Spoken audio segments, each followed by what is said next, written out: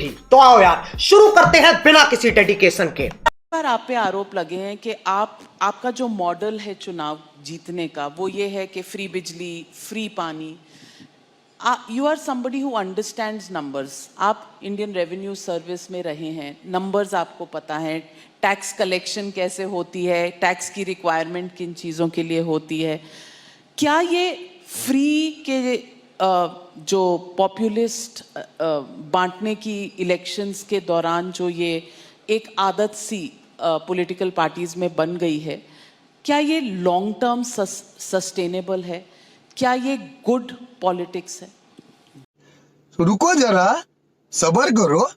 बहुत अच्छी पॉलिटिक्स है, सबको करनी चाहिए। मैं आपको बताता हूँ क्यों। इसकी इकोनॉमिक्स भी समझाता हूँ आपको और इसकी पॉलिटिक्स भी समझाता हूँ आपको। सबसे पहली बेसिक बात, इन सारे मंत्रियों को और इन सारे एमएलएज को बिजली फ्री मिलती है।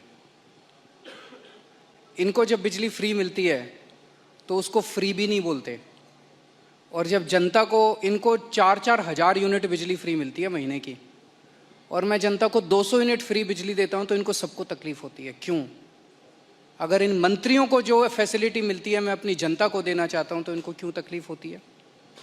इन सारे मंत्रियों को और एमएलएज और एमपीज का सारा इलाज का खर्चा फ्री है। कोई बीमार हो जाए इनके घर का सारा फ्री है। तो अगर मैंने अपने दिल्ली के लोगों का इलाज फ्री कर दिया तो इनको क्यों तकलीफ होती है?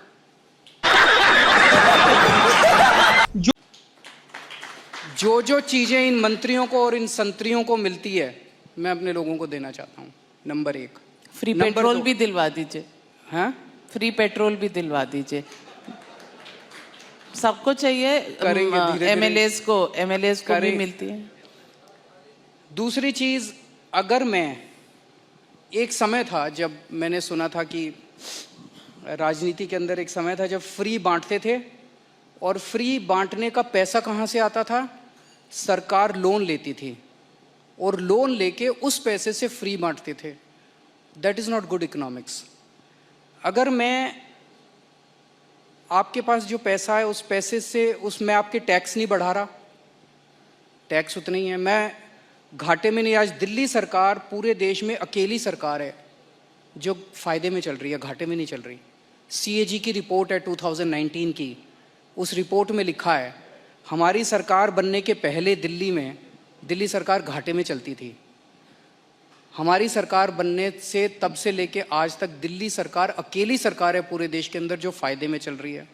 मैं सरकार फायदे में चला रहा हूँ, मैं कोई नया टैक्स नहीं लगा रहा, मैं कोई लोन नहीं ले रहा। अगर मैंने करप्शन खत्म करके पैसा बचा के लोगों को अगर सुविधाएं दे दी तो क्या बुरी बात की?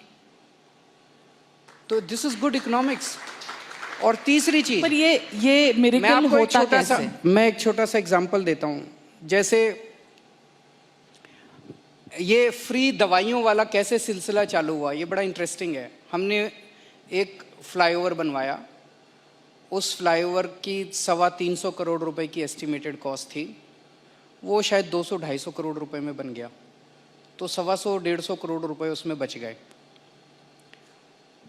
कैबिनेट मीटिंग चल रही थी, हम लोग डिस्कस कर रहे थे, तो पता चला कि ये 125 करोड़ रुपए बच गए।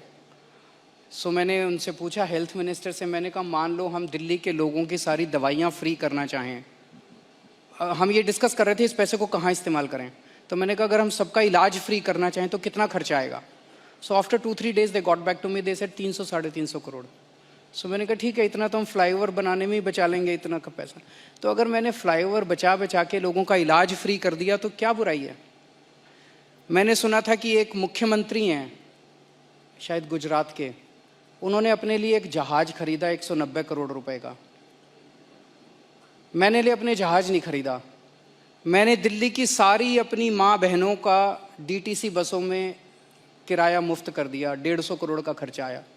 बताओ क्या बुराई है?